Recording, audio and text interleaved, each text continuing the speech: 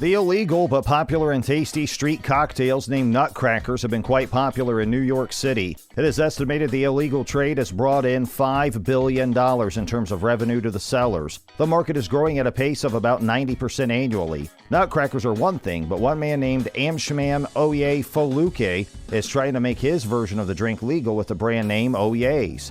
After making as much as $20,000 per month, he recently appeared on an episode of Vice, and that prompted him to try and go legal. This is the story about street cocktails making millions in NYC.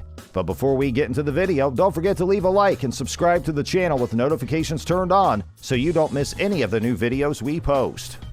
What is a nutcracker and how does OYAYS fit in? Nutcracker cocktails are sold in plastic bottles on the streets of New York City. The cocktail has variations on the recipe depending on the street vendor selling it. With around 20,000 street vendors around New York City, there can be as many as thousands of variations to the drink, but it mainly consists of juices and alcohol. People like Kimberly Garcia are one such newcomer. She was a bartender at Last Stop Bar and Grill. The global health situation closed it down, and Miss Garcia, age 26, found herself without a job.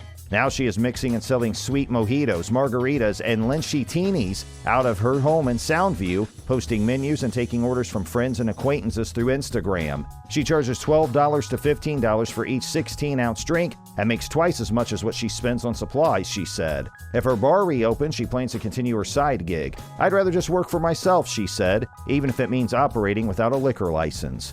One man has taken the business by the scruff of the neck. The 6'6" tall Amsasham Faluki gave up basketball to sell his own version of the street cocktails named OYAYS, based on his nickname, and he is selling it in different flavors and labeled bottles. The difference between other street cocktail vendors and Faluki is that he is a natural entrepreneur and marketer because of his engaging personality and the way he approaches selling OYAYS in NYC.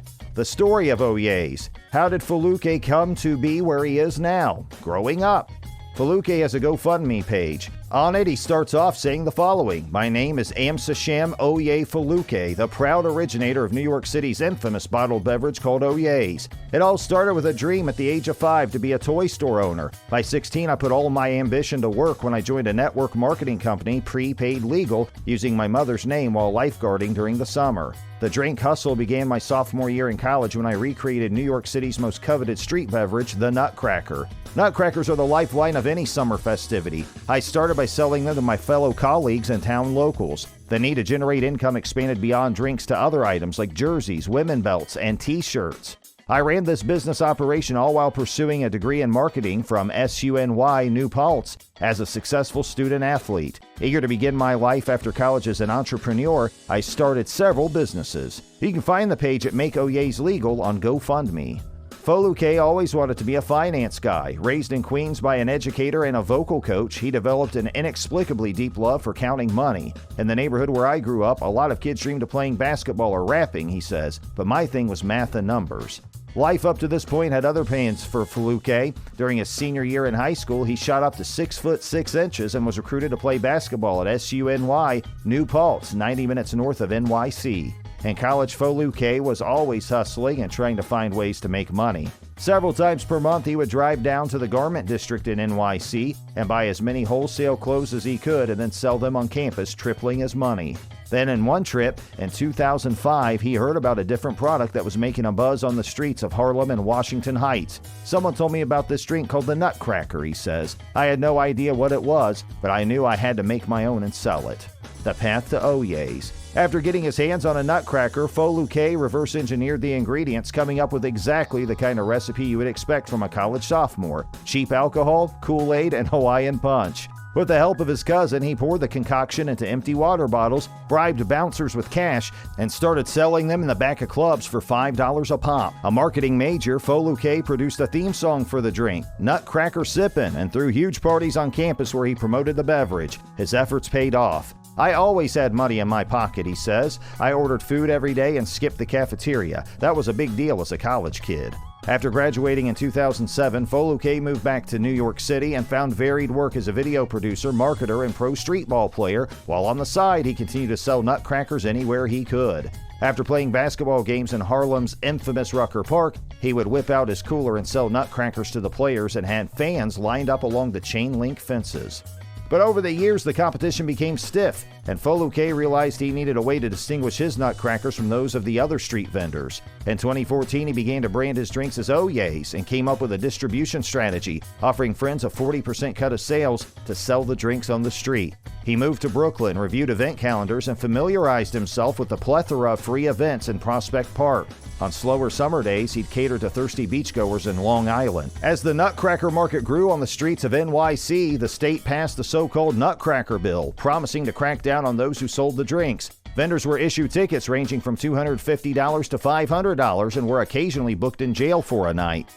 Foluke got booked a few times himself, though he says the police generally let him be. Law enforcement usually gave me a chance, he says. They'd say, "You're a cool guy, man. You should get your license and try to do this the right way." Eventually, he would try. Though Foluke continued to run his enterprise illegally, he invested in upgrading his recipe, bottles, and labels. They looked so legit, he says, that the cops thought they were store-bought juices. Nutcrackers were always an urban thing, he says, but the same white kids who turned their nose up at it before started getting hyped on it. They'd see me and yell, "The drink man is here! The drink man is here!" His market had become bigger. Income from OYAYS. Foluke says in 2018 and 2019, the nutcracker business grew exponentially. He would start his day by loading up on $500 of Hennessy and Patron at the Liquor and Wine Warehouse in the Bronx. Then it was on to Walmart to buy Tampico and other juices before picking up the bottles that a friend had stuck pre-made labels on. Back at home, he would produce his mix and freeze 300 to 400 bottles overnight. During the lucrative summer months, he would repeat this process daily, sometimes shooting through a weekend with only a few hours of sleep. In a month with all sun and no rain, I was clearing $20,000 a month easily, he says. One big festival alone could net him as much as $7,000 in a weekend. Last summer, he showed up to a park concert with 8 friends, whom he calls his Shaba Gang, only to find 10 other nutcracker sellers already working the entry line. Being sales savvy and street smart, he paid a janitor $40 to smuggle a large bag of OYAYS into the event in a garbage can, then bought a pass, recouped the trash can inside the venue, and sold $600 worth of drinks within 20 minutes. Outside of street sales, Foluke also established a sturdy wholesale business, distributing giant batches of nutcrackers to barbershops, corner stores, and Jamaican restaurants at a rate of $500 per 100 bottles. The profits, he says, are typically split 50-50. Going legit. For the past few weeks, he has been on the phone with lawyers, setting up an LLC and registering his trademarks. He says he has already had preliminary chats with several big-name alcohol brands, including Sutter Home Winery, about a potential partnership. "I don't want to be caught chasing $20,000 when I could be chasing $2 million or $20 million the right way," says Foluke. His dream would be to land a big name like 50 Cent or Jay-Z, someone who understands who I am and where I came from. Fortunately for him, the $5 billion ready-to-drink cocktail market is growing at a breakneck pace. According to Nielsen, the category has experienced 90.4% annual growth, and the global health situation is only accelerating the trend. "I've got 15 years of proven demand without ever making a single sale legally," he says. How many entrepreneurs can say that? Indeed, how many entrepreneurs can say that?